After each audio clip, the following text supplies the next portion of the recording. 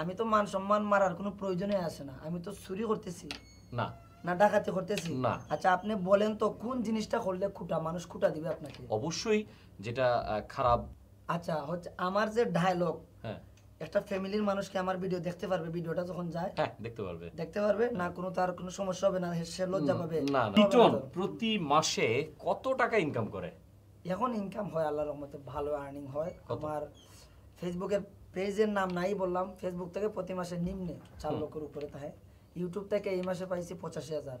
Instagram থেকে একটা promotion করছিলাম, ইন্দোনেশিয়ার একটা প্রমোশন, লোগো প্রমোশন, এটা থেকে আমার কন্ট্যাক্ট ছিল 1,10,000। তুমি প্রেম করো কয়টা?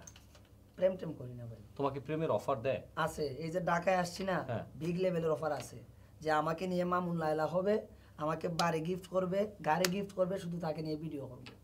আচ্ছা আচ্ছা। হ্যাঁ, বিগ লেভেলের অফার এখন আসতেছে, কিন্তু দর্শক, ওইটাতে আমি যাই না। আমরা কি করলাম, মানে প্রশ্ন জাগে যে আসলে